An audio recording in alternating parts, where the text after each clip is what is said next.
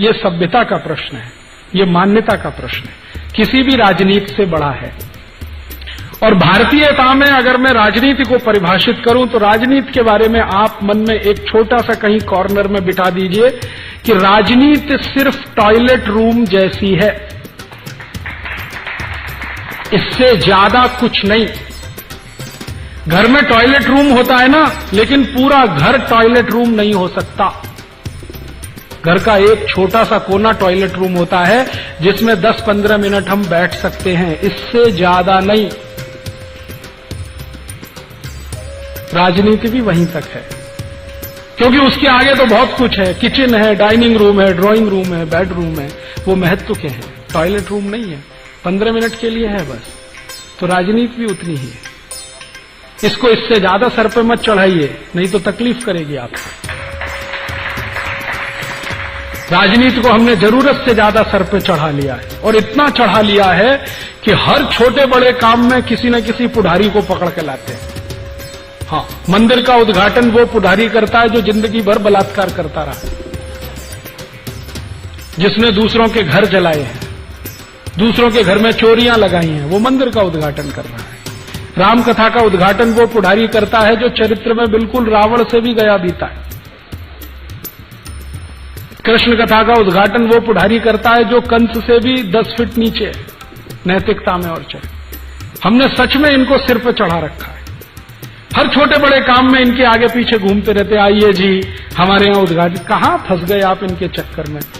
इसलिए मैंने बहुत गंभीरता से सोच विचार कर कहा है, पुढ़ारी और पॉलिटिक्स माने टॉयलेट रूम। घर की जरूरत है, लेकिन पूरा घर वो नहीं है, थोड़ा सा हिस्सा है, उतना ही भर रखिए उसको। उतना भर रखेंगे तो ये सीधे रहेंगे और एकदम चलते रहेंगे आपके कहने पर। जो आपने सिर पे बिठा लिया, अगर पूरा घर टॉयलेट बना लिया तो क्या होने वाला, घर छोड़ के जाना पड़ेगा आपको। इसलिए ज्यादा इनको सिर पे मत चढ़ाइए और ज्यादा इनको इस तरह से तवज्जो मत दीजिए। हर समय उनके आगे पीछे मालाएं लेके खड़े हो जाना। हम जानते हैं कि चरित्र से बहुत घटिया है, बेईमान है, चोर है, लुच्चा है, लफंगा है, लंपट है, फिर काहे के लिए मालाएं लेके खड़े हैं उसके सामने। जब जानते हैं, नहीं जानते तो बात अलग है। आपको मालूम है सब कुछ खुला है आपके सामने उसका, फिर इतना क्यों उसको तवज्जो देना। थोड़ा स्वाभिमानी तो बनिए।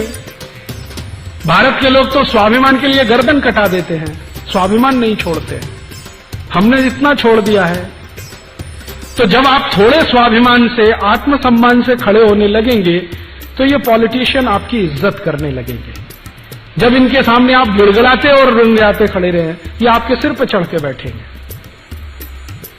इसलिए उनको उनकी जगह रहने दीजिए। खत्म करता हूं। मेरा एक दोस्त है, अमेरिका में रहता है। थोड़े दिन पहले उसने मुझे ईमेल किया। कैलिफोर्निया के पास एक गांव में रहता है, कैलिफोर्निया स्टेट में रहता है एक गांव में।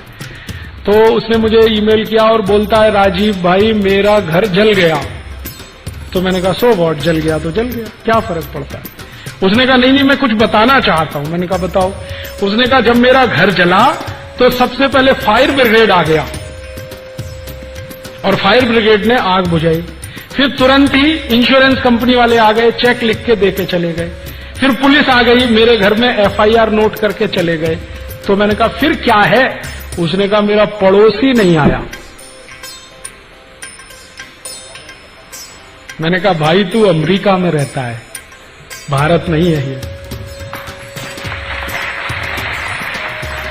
अमेरिका में घर जलता है तो सब कुछ आता है, पड़ोसी नहीं आता। और भारत में अगर घर जल गया तो कोई नहीं आएगा, सबसे पहले पड़ोसी आएगा।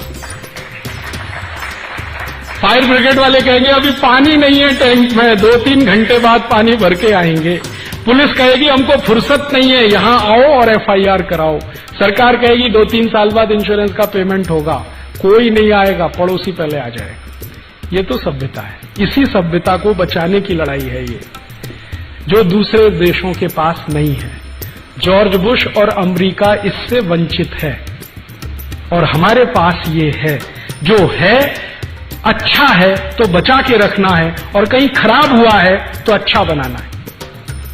हमारी सभ्यता में कहीं कुछ खराबियां आ गई हैं तो उसको अच्छा बनाना है, और जो अच्छा है उसको संजो कर रखना है। ये ध्येय है हमारा। इसके लिए हम ये काम कर रहे हैं। तो आप भी, हम भी, सब मिलके करें, शायद हो जाए।